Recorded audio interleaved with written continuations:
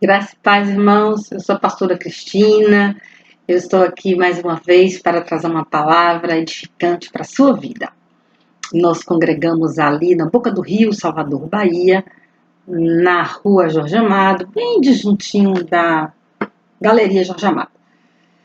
Veja bem, queridos, eu quero que você abra comigo, por favor, no livro de Esther, capítulo 4, versículo 15. Eu vou estar lendo para você.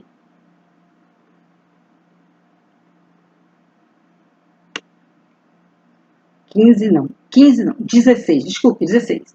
E então Esther mandou essa resposta a Mardoqueu: vá reunir todos os judeus que estão em Suzã e jejuem em meu favor. Não comam, não bebam, durante 3 dias e 3 noites.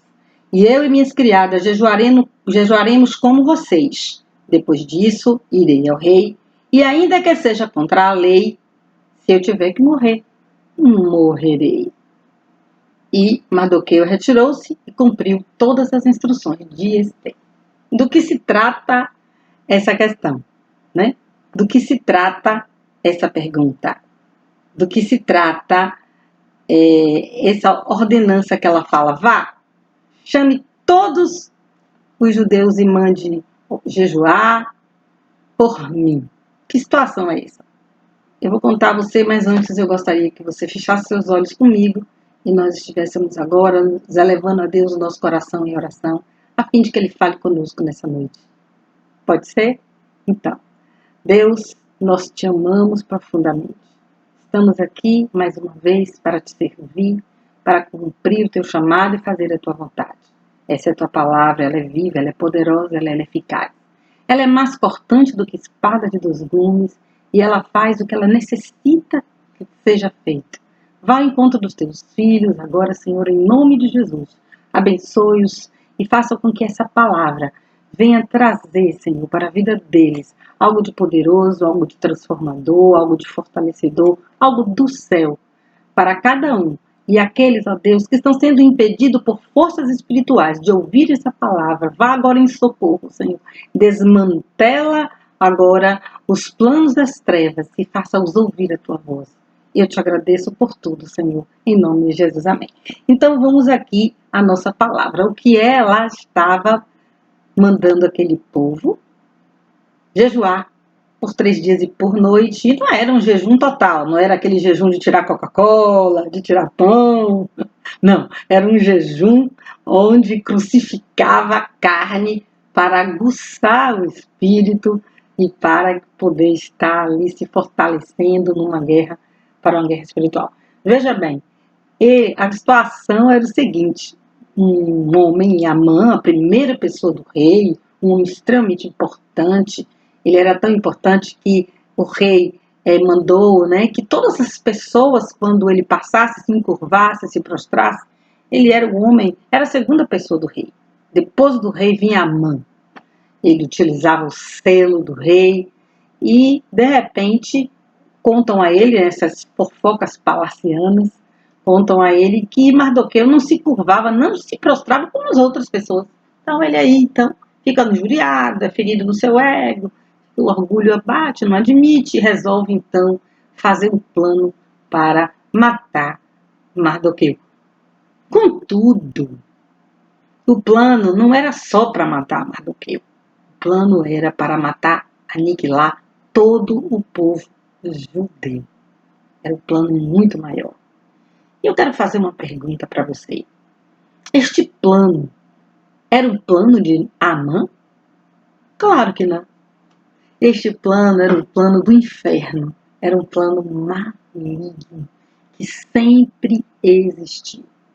Veja só, ainda em Êxodo 1, por volta do capítulo 7 em diante, Faraó percebe que o povo de Deus se multiplicava, que era um povo forte, e ele tem medo que esse povo tome as rédeas do governo. O que ele faz? Ele tenta impedir esse povo de crescer, e ele começa a oprimir o cargas de trabalho, e ele faz isso até hoje. Quantos irmãos conhecem a Cristo, se apaixonam, têm sede, querem ir aos cultos, querem gastar muito tempo com a palavra de Deus, querem adorar, querem orar. E quando o inimigo percebe que essa pessoa tem essa sede, ele começa a oprimir. Muitas vezes traz trabalhos, no mesmo horário do culto, no mesmo horário ele costuma a fazer o seu devocional para impedir o crescimento. Assim trabalha nas igrejas, quando ele percebe que a igreja está frutificando, que a igreja está crescendo, ele também elabora os seus planos para impedir o crescimento. Ele usa os amãs muitas vezes para executar planos terríveis. Porque, preste atenção, as trevas, ela é muito organizada e ela atua de forma estratégica. Então, o que é que o Satanás faz? Ele pega uma pessoa estratégica, uma pessoa que está ali, ó, ele trabalha para que aquela pessoa fique ao lado do rei, para que possa influenciá-lo, né, e fazer de acordo com seus propósitos infernais, e ele então dá recursos àquelas pessoas. Veja que Naamã era um homem muito abastado, então ele usa aquela pessoa para a execução do seu plano. O que para Amã era um orgulho ferido, o que para Amã era uma coisa pessoal, na realidade, por inferno, era um plano tão grande, mas tão grande, assustadoramente grande, que ao destruir toda a raça dos judeus, ele queria simplesmente impedir que Jesus Cristo viesse ao mundo, porque Jesus Cristo, se lembre bem, era um judeu. E impedindo o quê? A salvação minha e sua. Então é um plano antigo que está aqui em Esté, com esse mesmo intuito, que esteve ali Faraó, no livro de Êxodo, quando ele impede o povo de crescer a ponto de comissionar as parteiras a matarem os recém-nascidos dos hebreus. E veja bem, olha, deixa eu fazer uma distinção rápida, só para que sua cabeça não fique confusa, entre hebreus e judeus. Os hebreus é antes das 12 tribos, antes da tribo de Judá, porque judeus vêm da tribo de Judá. Aqui nós estamos falando ainda do povo hebreu, quando o faraó no Egito se levanta para destruir o povo hebreu, porque ainda não existia a tribo de Judá. Então não há que se falar em judeus. São todos, porém, são todos povos de Deus, povo de Deus, Israel de Deus Santo. Veja bem, agora preste bem atenção. Voltemos aqui para os hebreus. Ali ele chama as parteiras para que elas matem as crianças hebreias quando forem do sexo masculino, matando. Veja, é interessante, porque ali também já havia no plano de Deus a expectativa de Moisés chegar para libertar o povo do Egito, levá-lo para a terra prometida, que fazia parte de um projeto de Deus, né? E esse projeto vai de Gênesis a Apocalipse. Mas preste atenção. E então, ele quer matar aqueles recém-nascidos. É muito comum essa forma dele de agir. Às vezes ele quer matar os recém-convertidos, os recém-nascidos na fé.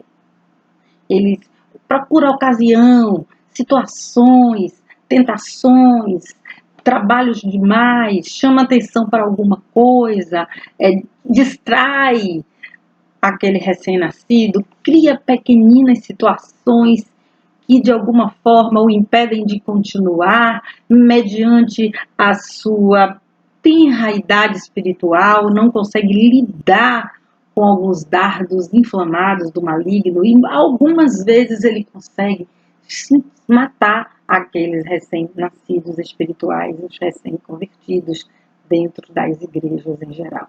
Então este sempre foi o projeto de Satanás, impedir o povo de Deus de crescer, de ser forte, de se multiplicar, impedir os recém-nascidos crescerem fortalecidos para darem continuidade ao plano de Deus. E aqui no livro de Esté, como você bem sabe, ele estava tentando da mesma forma. eliminar todos os judeus, né? Usando a pessoa de Amã, conforme eu vos expliquei.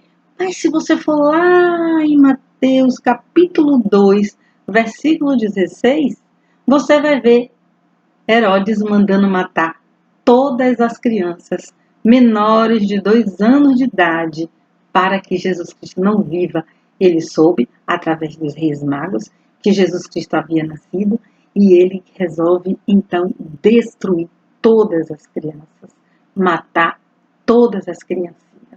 O mesmo espírito que moveu Herodes é o mesmo espírito que moveu o faraó, é o mesmo espírito que moveu Amã. E Amã, esse homem estratégico, colocado no lugar certo. Ele tinha autoridade, ele tinha um selo real, com ela ele faria qualquer decreto impondo lei, porque ele era um homem verdadeiramente poderoso ali na província de Susa, ali no Palácio Real. Mas ele faz esse selo, ele faz um decreto, e nesse decreto todos os judeus vão morrer e os seus bens vão ser todos saqueados. Olha só o plano dele: roubar tudo que pertence ao povo de Deus, saquear a herança do povo de Deus, saquear os bens. E ali ele faz esse decreto e ele custeia com seu dinheiro, com a sua prata, e envia, né, para todos os governadores, para todas aquelas cidades ali próximas, as vizinhanças e todo mundo que ele queria alcançar, para matar o povo de Deus, dizendo que era um decreto do rei. Pronto, tinha um dia e hora marcada para a sentença se cumprir: morte aos judeus. Ah, mas Satanás sempre tem um dia, tem uma hora marcada, tem uma estratégia, tem um homem, tem uma pessoa, tem uma forma de tentar nos destruir, de nos fazer parar, de não permitir que multipliquemos. Ele tem esse propósito, sim. Mas preste atenção: todas as vezes que Satanás levanta um propósito, o propósito dele, o plano dele, a pessoa que ele levanta, não tem condição nenhuma de vencer quem Deus levanta, nem superar a força de Deus, o poder de Deus, nem tampouco o seu plano e a sua estratégia é mais elaborada que a de Deus. Nunca Deus é Deus, não se deixa vencer. E então Deus levanta uma mulher, Esther, quando ela é levada da província de Susa para fazer parte ali do harém do rei, porque sua esposa Vasti, né, havia sido levada para distante por desobediência, e ele, saudoso, então os seus mais próximos resolvem promover um concurso, né, de beleza para o rei escolher a rainha, e Deus levanta Hadassa, né, judia, e ela entra no palácio com o nome de Esther, passa por todos os processos, porque Deus não pula etapa. Tudo que você tiver que passar em sua vida é processualmente. Deus fez com que ela passasse todos os processos juntamente com as outras moças, até que Deus escolheu a pessoa certa, porque ele tinha um propósito, tem um propósito, Deus escolhe a pessoa se encaixa no propósito. Ao se encaixar nesse propósito, o rei se apaixona por Esther. E nessa novela linda que é este livro, ele se casa e ela se transforma numa rainha.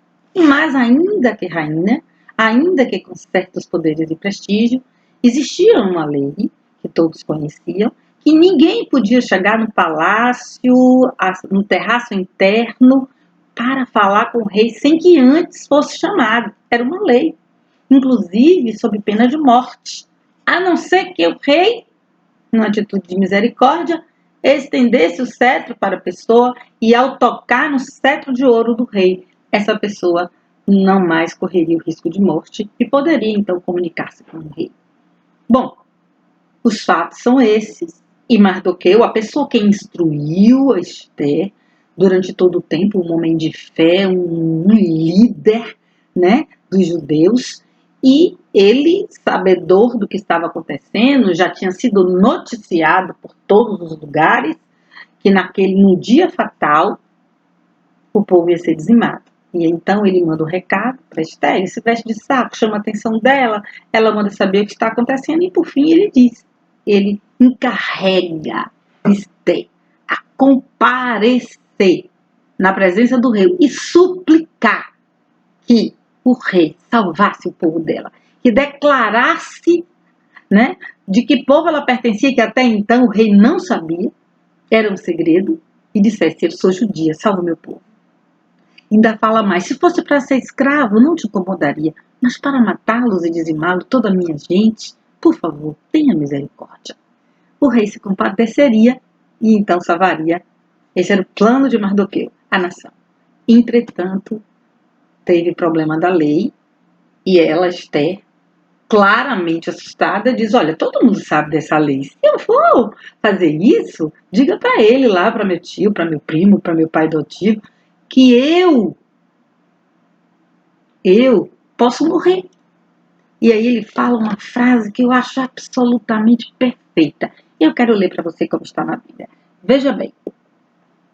Quando Mardoqueu recebeu a resposta de Esther, mandou-lhe dizer-lhe: não pense que pelo fato de estar no palácio do rei, você será a única entre os judeus que escapará. Pois, se você ficar calada nessa hora, socorro e livramento surgirão de outra parte para os judeus, mas você e a família de seu pai morrerão.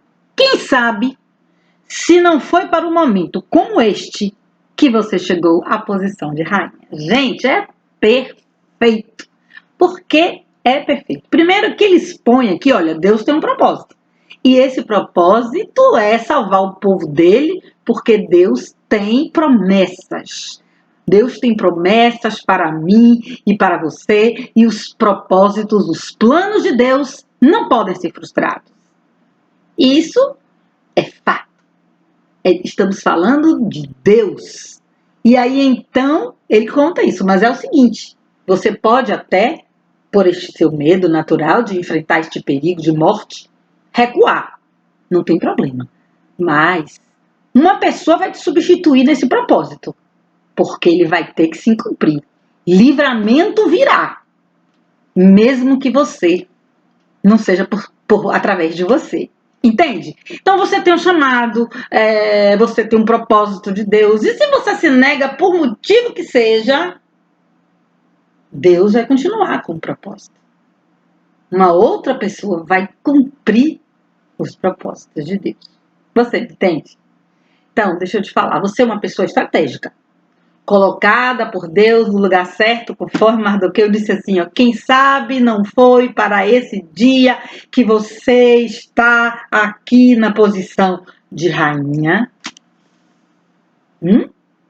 E onde você estiver, não importa o status, não importa aonde você estiver, é um lugar estratégico que Deus te colocou para o cumprimento do propósito dele.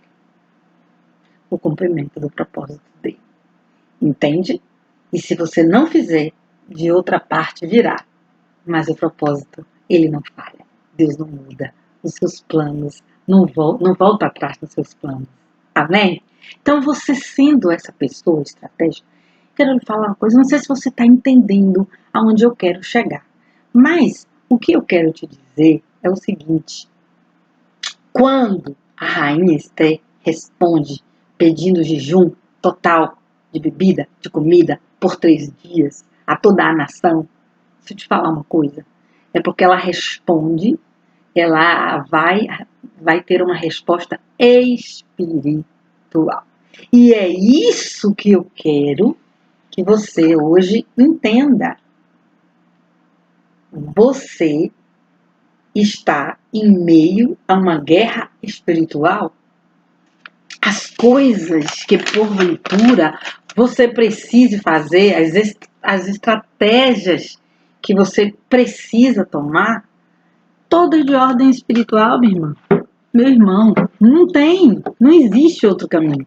Talvez você não esteja conseguindo alcançar, porque os meios que você esteja lutando sejam meios naturais, através de suas possibilidades, através de suas habilidades, mas não, o caminho é espiritual, o caminho é completamente espiritual. Deixa eu ler para você aqui, só para te lembrar, porque eu sei que você sabe por demais de tudo isso, lá no Efésios, eu quero ler para você Efésios, lá no Efésios, onde tem as nossas guerras, né, espirituais, Efésios 6, eu quero que você venha comigo, logo depois de Coríntios, você vai encontrar Romanos, Coríntios e Efésios, é isso? Tá, então Efésios 6, não, Coríntios, Gálatas, Efésios, é isso? Então vamos aqui,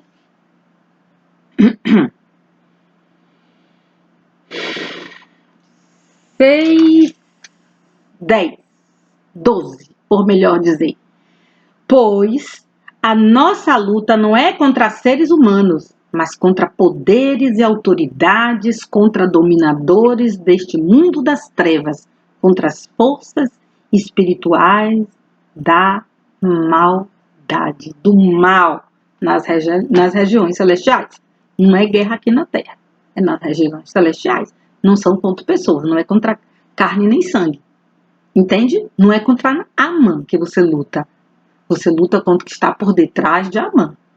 O Novo Testamento desmascarou as trevas para que nós, através do nome de Jesus, nós possamos enfrentá-los e vencê-los. Veja bem, quando ele fala assim, usando o escudo da fé, aqui no versículo 16, né, para que possa apagar todos os dardos inflamados do maligno, né? Efésios 6,17.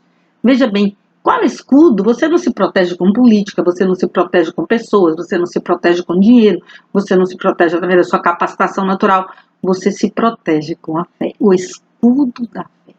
Todas as vezes que o inimigo está fazendo coisas, como foi o caso de Amã, que tentou destruir o povo de Deus, aquelas setas, aqueles dardos inflamados, aquilo tem que ser, na realidade, tem que ser protegido, combatido.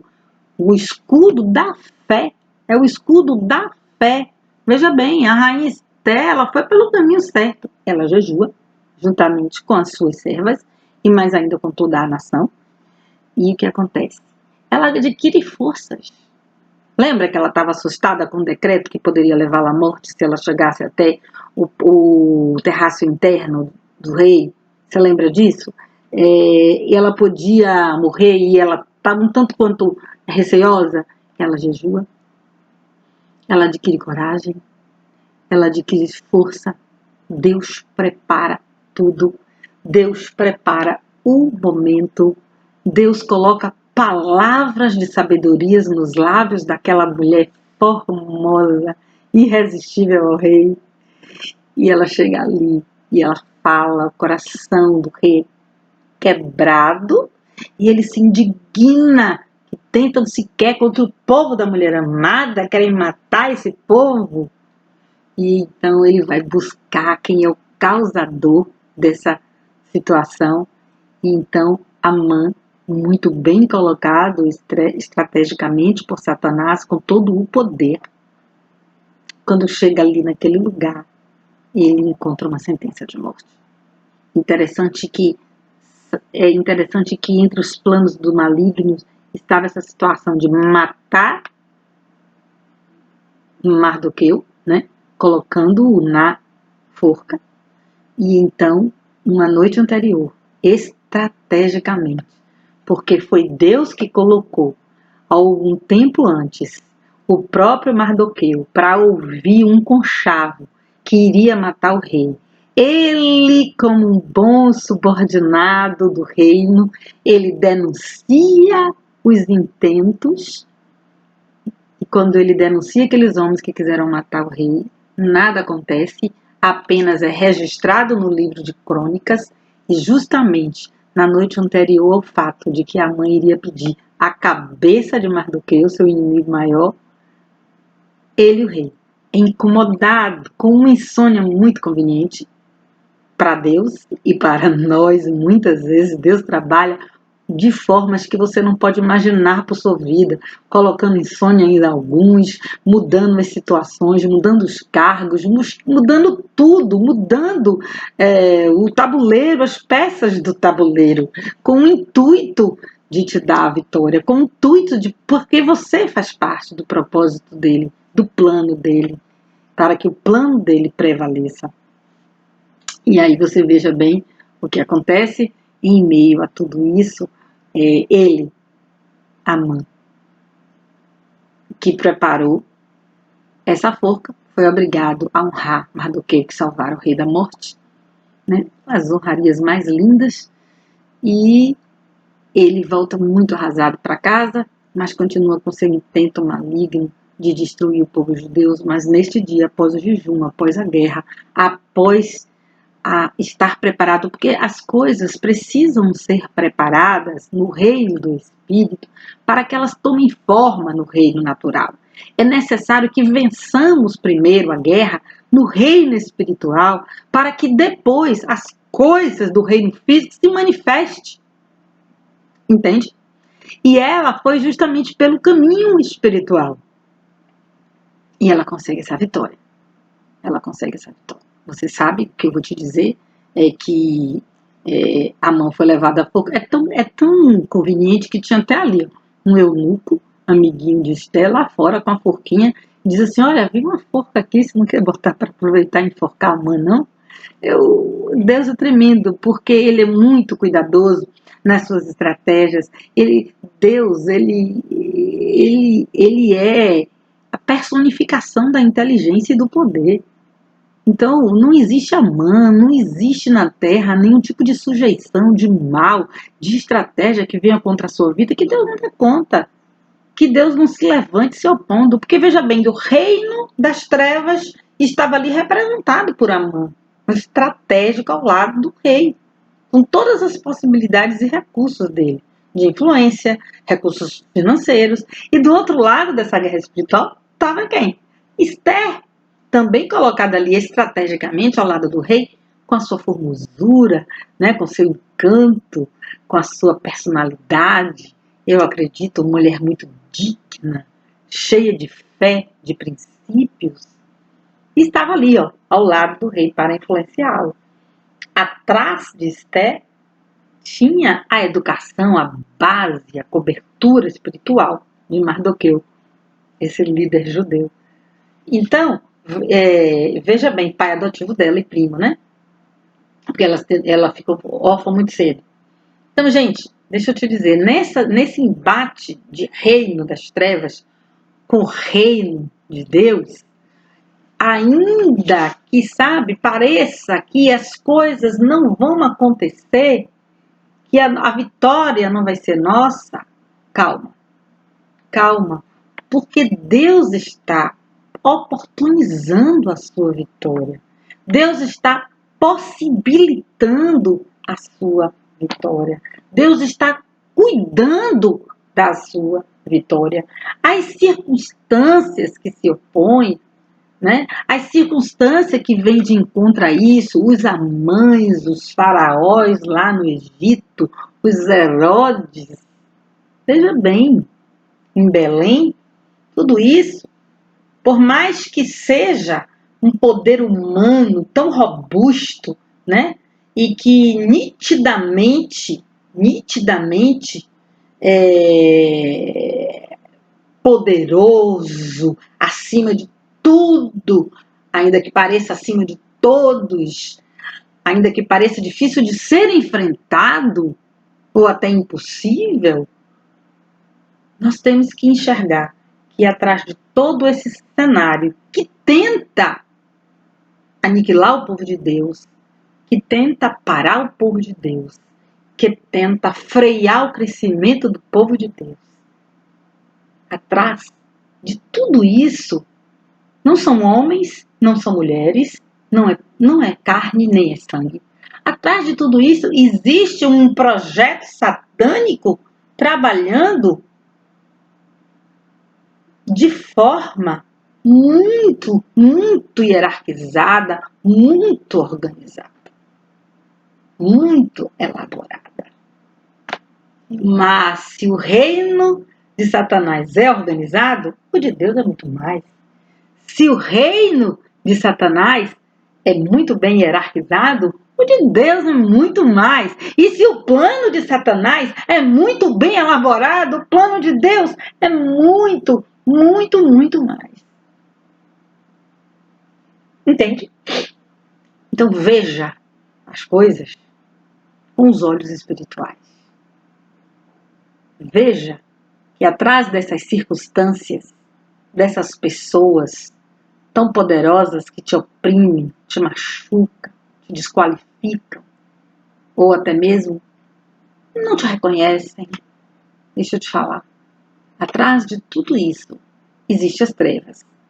Mas, muito mais poderoso, muito mais eficaz, são os planos de Deus e o poder de Deus agindo contra esse mal, agindo em guerra a favor da sua vida. Você só precisa entrar em postura espiritual. Não é? Quando você chega lá, deixa eu abrir para você aqui, ó, acho que 2 de Coríntios, ver aqui, 2 Coríntios, Cristina, deixa eu ler para você. Que é 2 Coríntios 10. Vamos lá, 2 Coríntios 10, né? 2 Coríntios 10, 2 Coríntios 10. Eu quero ler para você.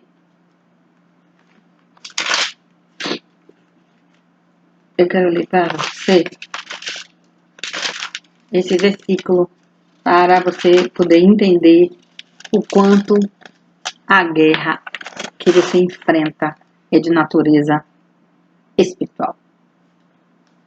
Versículo 10, capítulo 10, versículo 3. Embora vivamos como homens, lutamos segundo os padrões humanos, as armas com as quais lutamos... desculpe, eu vou ler de novo, por favor. Versículo 3. Pois embora vivamos como homens, não lutamos segundo homens.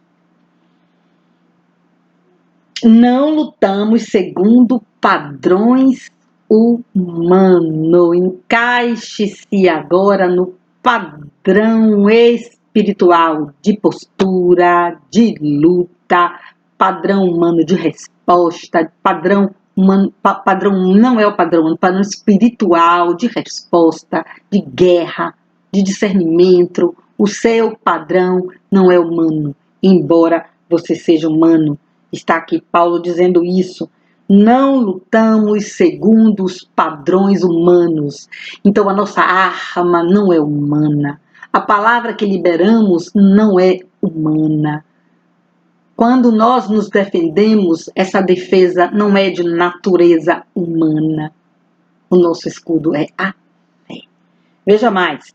E as armas com as quais lutamos não são humanas. Ao contrário, são poderosas em Deus para destruir fortalezas. Você entende que o poder está em Deus? Você entende que as armas com que lutamos, elas são poderosas e são as únicas formas de verdadeiramente vencer uma guerra cujo teor é absolutamente espiritual, ainda que as aparências sejam uma aparência humana. E muitas vezes você está perdendo essa guerra.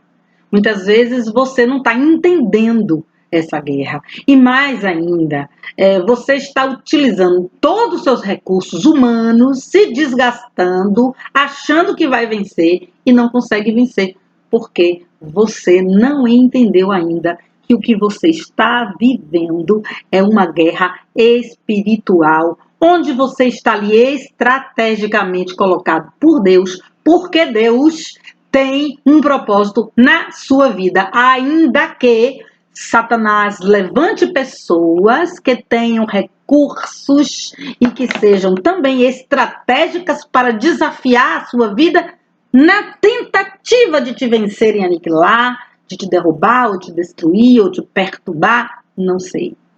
Mas, quando você entende o teor dessa guerra e tem a resposta espiritual, como a rainha Esther, vou jejuar, vou orar, vou parar, ei, o argumento é do céu, ei, a estratégia é do céu, ei, a minha fé está em ação, ei, eu não tenho medo do inimigo porque o meu Deus é maior, porque o meu Deus está acima de todas as coisas, maior que está em mim do que tudo que está no mundo que vem contra mim.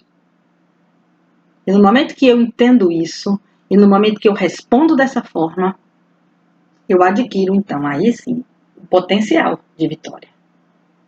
Aí eu estou me armando em vitória, para a vitória. Aí eu estou a caminho da vitória. Amém? E é isso que eu quero que você entenda. E é isso que eu quero que você faça. Que você enfrente as suas guerras completamente revestido de poder. Que você possa estar equipado com armas espirituais. Entende? Profetizar, orar, jejuar, ler a Bíblia, buscar, adorar, se manter na posição em santidade e ter um olhar com discernimento espiritual para entender o tempo que você está vivendo. E a vitória será sua. E nós estaremos agora, nesse momento, orando por sua vida, orando para que você esteja agora se preparando para essa vitória, para que um dia você tenha um grande livramento, assim como a rainha Esther teve, que todo o povo foi salvo e começou a comemorar, entregando presente uns aos outros, que até hoje essa data é comemorada entre os judeus, uma data histórica. E Mardoqueu passou a ser o primeiro ministro do rei, substituindo o feioso Amã. Hein? E o livramento veio através dela, porque se permitiu ser instrumento do propósito de Deus. Vamos orar. Deus maravilhoso, que essa palavra, Senhor, nos mostre verdadeiramente nosso papel na tua história, na tua vontade, nos teus propósitos, e que nós, Senhor, tenhamos a fé e a disposição espiritual de guerrear em favor do teu propósito, dos teus planos, não temendo o inimigo, não temendo as leis da terra, mas acima de tudo, Senhor, colocando o Senhor como nossa defesa, como nosso escudo, como nossa arma de guerra. Nós acreditamos que tu és o único que pode verdadeiramente libertar, salvar o teu povo de toda e qualquer armadilha das trevas. Acreditamos, Senhor, que tu és o Deus maravilhoso, que nessa noite nos ouve, não porque mereçamos, mas porque somos filhos, porque temos uma aliança, porque um dia te aceitamos como Senhor e Salvador, porque um dia demonstramos a fé de te seguir, porque acreditamos nas tuas promessas segundo as Escrituras, e tu honra essa fé, e tu honra, Senhor, o coração dos teus servos. Visita cada um deles que esteja enfrentando esta guerra agora. Visita, Senhor, com poder e autoridade, trazendo estratégia, argumentos espirituais, forças para superar o mal, em nome de Jesus, sabedoria, discernimento, inteligência, tudo aquilo que o seu povo precisa, Senhor, na guerra que cada um está vivendo nesses tempos difíceis. E, Senhor, quando tudo aquilo estiver no lugar certo e que a vitória do teu povo estiver palpável, que nós possamos te louvar e te adorar por tudo que o Senhor fez e vai fazer no meio do teu povo. Te adoramos, Senhor, te adoramos. Eu quero dizer a você que foi muito bom estar aqui na sua companhia e eu estou feliz pela sua vitória, porque tenho plena convicção que ela está a caminho. Fica na paz do Senhor. Um beijo e até mais.